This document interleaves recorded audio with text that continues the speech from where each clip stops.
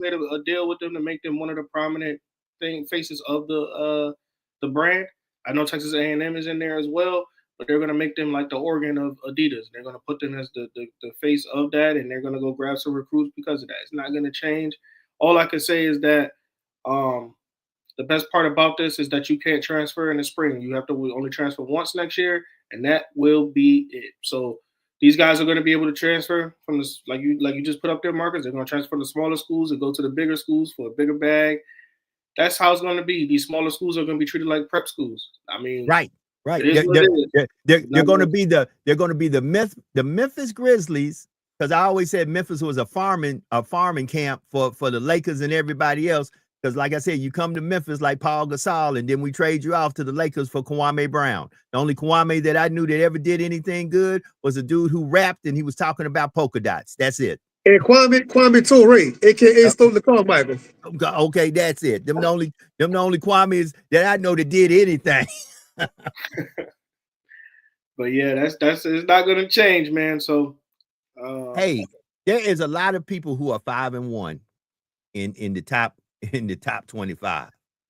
You got 6-0 O State. You got 6-0 Indiana. Let me tell you something.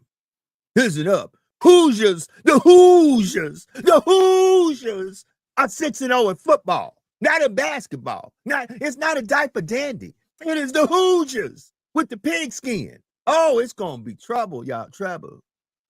Oh yeah. Indiana look really, really good. Surprised me. They look good. I think they could be finishing in the college football playoff. I thought they were just a pretender, but I think they could be finishing up there. Let me give you some other numbers. You got an Ole Miss 6-0. Mm-hmm. You got a Memphis. That's gonna end this weekend though. You got a Memphis 6-0. Mm-hmm. Memphis, University of Tigers 6-0. You got a Texas A&M. Oh, they're the real deal. They're the real deal. Hey, it's gonna get interesting. You got a Georgia Tech. You got a Georgia Tech 6-0. Mm-hmm. You got a Miami 5-0. So Joe, how the playoffs gonna look? How it's gonna shake out the playoff? It's gonna be 12 teams. 12 teams. Yeah. I think gonna have two from each. Well, two from the big conferences of the SEC, the Big Ten, probably more, and then probably about 1 or 2 from the ACC. So it'll probably be more for that. Then you're gonna have one power G5, which probably be at this point South Florida. South Florida been looking the best out of all the G5 schools, but it's gonna be interesting how they shape it out because this is the end of the year where everybody has to play everybody. People get bragging rights. People get that 1-inch nod because of what they did. So it's gonna be pretty good. It's gonna be pretty good how it ends. But Joe, before I go, I gotta ask you this. Last week we talked. Yeah, we did. Okay. Go on, say it. Go on, say it. Me and Joe had predictions of the Eagles and the Giants game. Yeah. You got that, man. I said, Joe, I think the Giants gonna win tonight. Hey, and you were right. I was wrong. You were right. I was wrong. See that? All right. See how he said, hold it. And let me say something. If you put money on that game, you walked away happy. Ooh, you walked away happy. I think the Eagles are a better team than the Giants. I'm gonna say this now. I think the Eagles are a way better team than the Giants. I just think coming off a short week, a loss like against the Broncos, and then you have some team morale issues where you don't know what's direction. With Saquon Barkley, AJ Brown, Devontae Smith, they all want the ball, of course, but they don't have like an equal flow into how that offense should be ran. Any team gonna beat you. I mean, they like you just said, the Giants just beat the Eagles. If you don't have an equal flow, no team morale going right now, that's what's going to lower it down. But I think the Eagles will bounce back in a couple of weeks when they see the Giants. I think they'll beat the bricks off the Giants the next time. It's just right now, it's just too many. It's bigger than football with the organization right now. What kind of tower is that, Joe? That a Chevy for your vehicle? As a Chevy? That's the Kings of the North. That's the Kings of the North. Hey, as much as sometimes I can't stand Aaron Rodgers, I'm gonna say it again, y'all. We're gonna lose 4 games. We're gonna make it to the playoffs. We're gonna win the Super Bowl. Remember what I said, y'all. What's y'all current record? What's y'all record? Remember what I said, y'all. I think we only lost one game, right? Mm-hmm. Yeah, we only lost. We the Kings of the North, man. We the Kings. When I say we the Kings, we the Kings. We the Kings of the North, brother. Trying to find out what game day is going to, because they got to let me know. They got Then to they go to Ole Miss. Let me see. Yeah, they got to let me know. I was trying to find out, but they ain't telling me. Oh, okay. Here's the schedule. Hold on. Let's see what the schedule is. We the Kings of the North, and guess what? I just believe, because I just believe we're gonna lose 4. We're gonna take it out. It's gonna be 7 rings in Pittsburgh. I just believe that. The Pittsburgh, the Steelers do look good. Yeah, they're going to Athens. Oh, they're going to Athens? Okay. So with that being said, in the NFL, boy, these Cowboy fans done lost their earthly mind that they lost to Carolina. They done lost their mind. Because I thought Bryce was getting ready to go to the Canadian League or to the USL until Dallas made him look like a hero.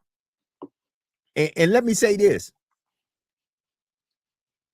Y'all, we ain't paying attention in the NCAA side, but I'm going to say this, and I know Marcus is going to be mad when I say it. To me, the best looking team in the NCAA is you. Bruh, I looked at their defensive stat, forget the offense.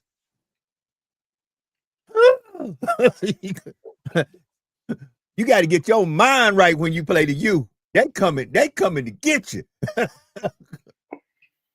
Tackles for loss, sacks, they coming to get you. So hold on. So let's address this right quick. I'm glad we got 6 minutes, and I'm gonna just hold on to you for a second, Elijah, then I'm gonna let you go. There was a lot of violence that has been going on during this homecoming season. High school and collegiately, not just on HBCUs, but across the board. There was a shooting on LSU campus. There was multiple shootings other places. Of course, as you know, the tragedy that happened in Leland at the high school homecoming, 20 shot, 4 dead. In South Carolina, in St. Helena, there was 20 shot, 4 dead. In Tennessee, they had a munitions factory blow up, 16 dead. Family, start hugging your loved ones. Start telling them you love them, because you never know. Even in this area that I live in, people are still shooting folks. There's still murders going on. You can't turn on the TV every week in the 9 parishes that make up Southwest and South Louisiana, called the Acadianas by some. In this 9 parish area, every week somebody gets murdered. I don't know how we stop the killing. No, Joe, the crazy thing is, I don't be the old man, in the older days, the sports was the thing that unified the community. Right. Like on a Friday night football, all the racial stuff gonna stop, all the city beef gonna stop, the gangs and all that. We going to the game tonight, have a good time, enjoy ourselves for 2-3 hours. We'll stop all this stuff. But now it's like it doesn't really matter, bro. All I can say is the following. And understand this was happening before concealed carry, open carry. You have to understand, most of these people who are committing these acts of gun violence are people who shouldn't even have a gun. And they didn't get a gun legally. Most of the kids. Right. Kids. These are folks who got stolen guns because some of you decide not to lock your vehicles at night. Y'all like to ride around town, displaying your guns in the back of your truck on a rack, and these little kids see it, and they know some of you get out your trucks and don't lock them, your cars you don't lock them, and they steal these guns, and they go out there and commit heinous crimes. Let me tell you something, Joe. For those that don't know my background, I did years working in the hospital, emergency room to be particular. Every gunshot victim I saw was a kid, and most times the assailant was a fellow kid. My whole time in the hospital, I barely ever saw an adult gunshot victim. But we got a GSW, it was always a kid. Right. Hey, at the end of the day, you know, Marcus said this is a part of a bigger issue, and that is the open access to guns. You know, Marcus, I'll say the following once again: if you look at the crime stats, and I look at them daily because I'm in a business where I have to report on it, or I have to give reasonings for certain things when they occur. People who legally are able to own a weapon don't commit crime. It is folks who are illegal who get their hands on guns illegally. And at the end of the day, if you got your mind hell bent on committing a crime and you are a criminal and you have a criminal mindset, ain't no law gonna stop you from breaking the law. That's why you're a criminal. Your whole premise is I'm breaking the law. So I don't care. I'm breaking the law. I'm going to break the law. If I have to break into a gun store and steal some guns, that's what I'm going to do. I'm going to break the law. You know, at the end of the day, we're just in, as Brother Fatim say, we live in a country that was based on a violent culture of guns, and it will always be that way. It will always be that way, and I don't know how we fix it. My grandfather always said a lock wasn't made for a thief. Meaning, and you just said, somebody want to commit a crime, they're going to do it any kind of way they're going to do it. A lock's not going to stop a thief. A lock stop people like us, law-abiding citizens. A lock stop people like us. But criminals, that's not going to stop anything, man. So we get ready to get out of here. It's the top of the hour. I'm going to get ready to get Elijah to say his closing words. But I do want to say this. While we all here lollygolly, laughing, joking, they're right now announcing, I'm watching CNN shut down standoff, and they're talking about EBT and WIC benefits. I told y'all got to pay attention. We up in here, everybody kicking, talking about peace in the Middle East, and the government is still shut down. With that being said, Elijah, give me some closing words about the Fifth Take, and let's get up out of here. Man, thank you guys for always letting me be on this platform. It's crazy what the world is coming to, but it is what it is at this point. We got to just, I don't know, man. It's a fight. It's a daily fight. But thank you for this platform. Again, thank you guys for liking, sharing, subscribing to the Fifth Take. Episode dropped yesterday where we talked about these things. James Franklin, we talked about the pretenders and contenders yet again. And then we also talked about AJ Brown and the Eagle situation. So it's a lot of things that we have discussed and hit on. And again, guys, just continue to like, share, subscribe to our videos. It's fun. It's a fun one. And it's also fun being up here as well. So I hope you guys have a great rest of your day. Right, brother. Work It Out Wednesday tomorrow. Elijah will be back. Sean P and the Sean P Experience with the Griot Podcast. Sean, let's get up out of here. Tell me what you got going, brother. Yes, sir. Yes, sir. Go and check it out right now on YouTube, the Griot Podcast. We had an amazing show this past Sunday talking about the importance of Black media. We had some fellow hosts on the show.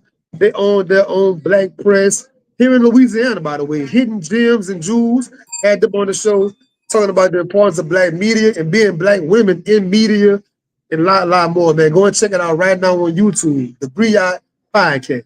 Thank you. That part. Sean P, my man Elijah, family, we are in the building. Once again, it's hashtag Truth Be Told /JD Live, your early morning, get up, wake up. Inspiration, motivation, information in the mornings with conversation that promotes elevation. We got to go higher. Time for me to get up out of here, family. Be better today or yesterday and do something today to bless somebody somewhere that no matter what you do, there's no earthly way they could ever pay you back. And always remember that there is no secret what God can do, what he has done for others, will and he can do for you. If the Lord say the same, we'll be back tomorrow for Hump Day. Work It Out Wednesday. Y'all have a great, blessed day. Make this Tuesday the best Tuesday ever. We up out of here. Peace.